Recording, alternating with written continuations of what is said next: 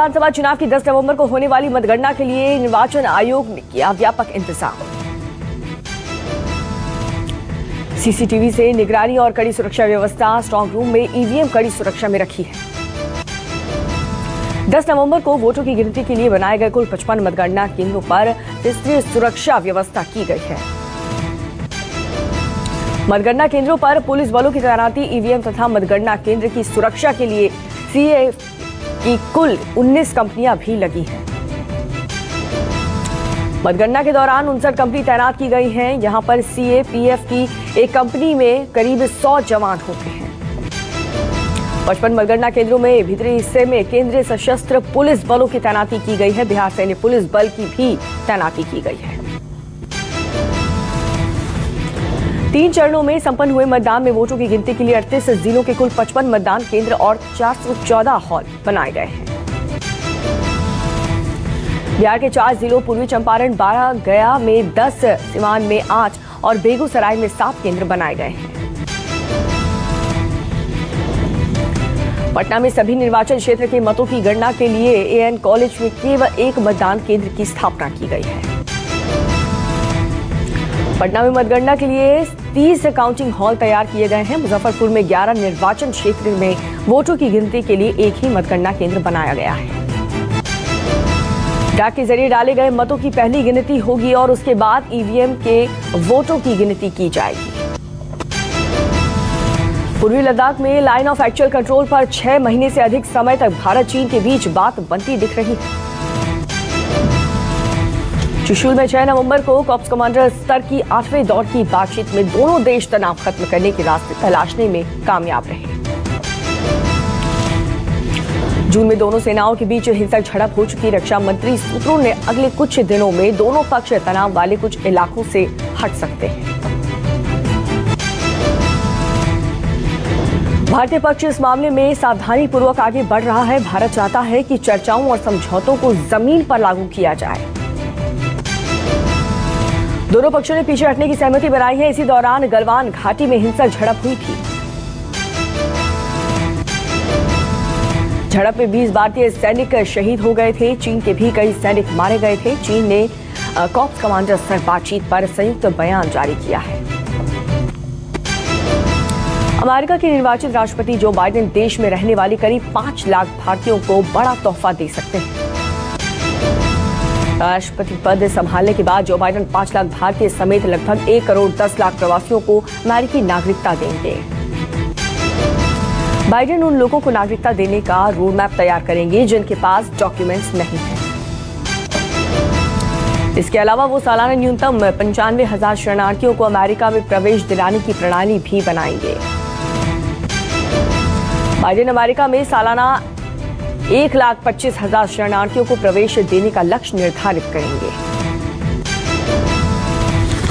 इसके अलावा वो सालाना न्यूनतम 95,000 शरणार्थियों को देश में प्रवेश दिलाने के लिए कांग्रेस के साथ भी काम करेंगे। प्रधानमंत्री नरेंद्र मोदी ने अपने संसदीय क्षेत्र वाराणसी को दीपावली से ठीक पहले लगभग 707 करोड़ रुपए की परियोजनाओं की सौगात देंगे। पीएम मोदी आज वर्चुअल तरीके से 19 परियोजनाओं का लोकार्पण और 17 परियोजनाओं का शिलान्यास करेंगे।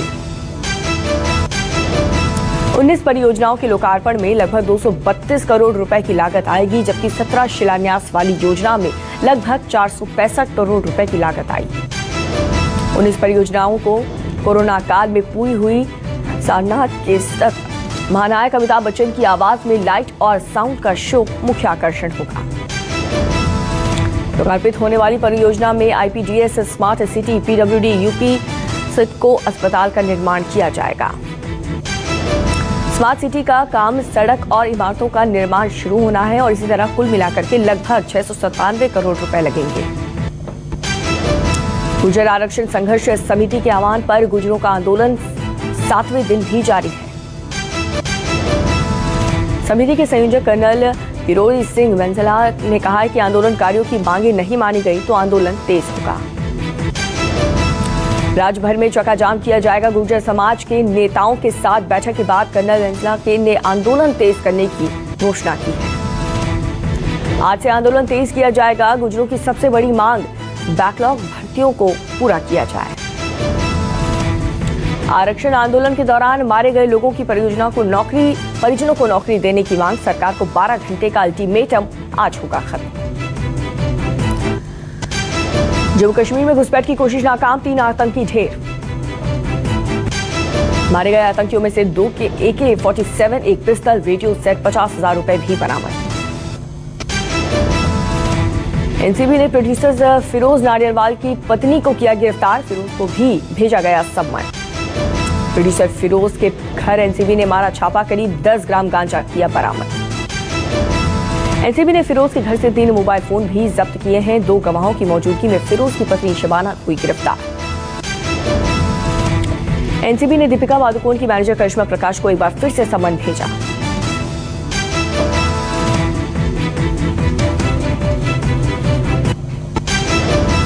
दीपोत्सव से पहले अयोध्या पहुंचे मुख्य अपर सचिव नवनीत सहगल, रामकथा पार्क का किया दौरा।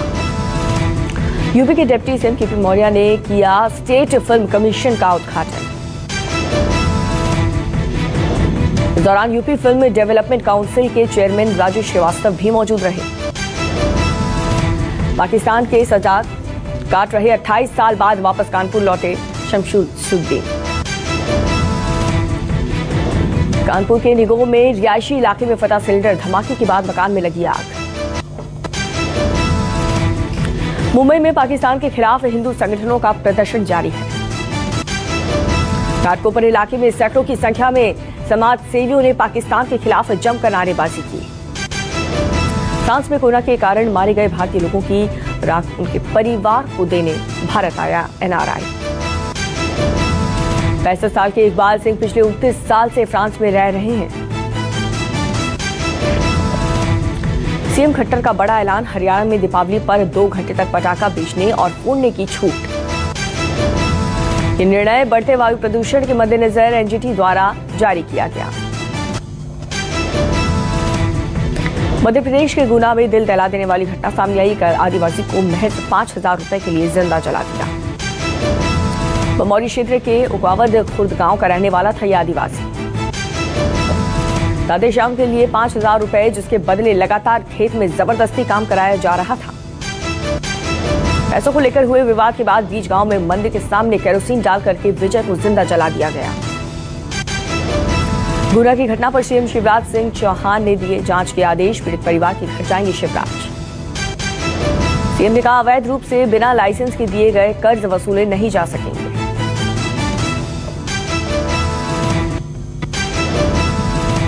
दिल्ली में नहीं रुक रहा कोरोना का कहर, एक दिन में 7,745 नए केस। महाराष्ट्र में कोरोना के 5,092 नए मामलों की पुष्टि, कुल मरीजों की संख्या 17,19,858 तक पहुंची। यूपी में पिछले 24 घंटे में 2,247 नए कोविड केस। मध्य प्रदेश में एक दिन में 891 नए मामले सामने आए हैं। जम्मू कश्मीर में एक दिन में 555 मामलों की पुष्टि हुई, कुल मरीजों बढ़कर के 98,000।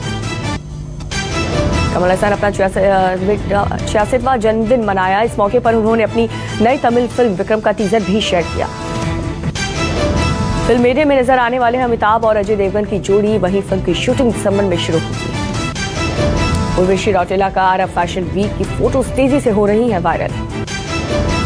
यूएस इलेक्शन में बाइडेन और कमला हैरिस की जीत से बेहद खुश हैं प्रियंका चोपड़ा। मिलिंद सोमन की न्यूड फोटो पर शेखर सुमन ने भी प्रतिक्रिया दी। शेखर सुमन ने कहा कि उम्र 55 की और हरकत बचपन की।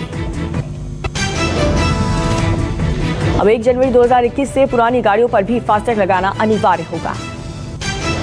केंद्र सरकार की सॉवरेन गोल्ड बॉन्ड स्कीम आज से शुरू होगी। राजस्थान में चल रहे गुर्जर आंदोलन की वजह से रेलवे के कई ट्रेनों का रूट डाइवर्ट कर दिया गया। अडानी ने सरदार वल्लभ भाई पटेल अंतर्राष्ट्रीय हवाई अड्डे का संचालन अपने हाथों में लिया। सरकारी तेल कंपनियों ने आज भी पेट्रोल डीजल के भाव में कोई बदलाव नहीं किया है।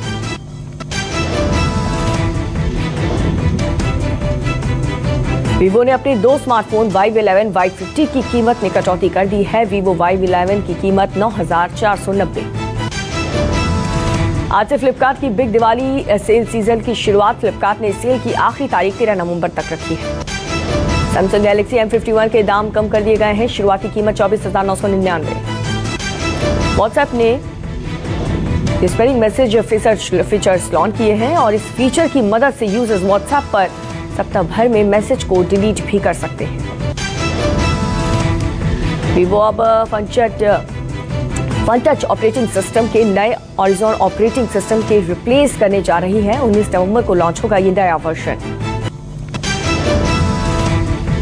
आईपीएल इतिहास में दिल्ली पहली बार फाइनल खेलेगी। 10 नवंबर को मुंबई से मुकाबला। दिल्ली ने दिया था 179 का लक्ष्य, हैदराबाद को 17 रनों से दी मात। वीरेंद्र सहवाग ने कोहली का बचाव किया। उन्होंने कहा कि अकेला कप्तान भला क्या कर सकता है। आईपीएल में हार के बाद एबी डिविलियर्स ने आरसीबी के फैंस से माफी मांगी और अगले साल बेहतर परफॉर्म करने की उम्मीद जताई। क्रिस गेल ने कहा कि मेरे लिए ये आईपीएल का दुखद अंत है, लेकिन आप आईपीएल को अपने आप को तोड़ने की मंजूरी नहीं दे सकते। वहां की छवि सुधारने के लिए प्रोपेगेंडा में जुटा चीन टीवी सीरीज से लेकर के ओपेरा शो के जरिए कर रहा है प्रचार। पाकिस्तान के प्रधानमंत्री इमरान खान के पीएमएलएन के सुप्रीम नवाज शरीफ को बताया सीआर। बांग्लादेश में ट्रांसजेंडर समुदाय के लिए खुला पहला मदरसा। अब चीन नहीं जाएगी कोई भी भारतीय फ्लाइट। ड्रैगन ने कोरोना के चलते लिया फैसला। ऑस्ट्रिया की राजधानी वियना की सरकार ने 2 मस्जिदों पर लगाया ताला। नमस्कार, मैं हूं मानक गुप्ता। अगर आपको हमारा ये वीडियो पसंद आया हो तो इसे लाइक और शेयर जरूर करें और हां, हमें सब्सक्राइब और फॉलो करना ना भूलें ताकि आप देश और दुनिया की कोई खबर मिस ना करें। तो जुड़े रहिए हमारे साथ और देखते रहिए न्यूज़ 24।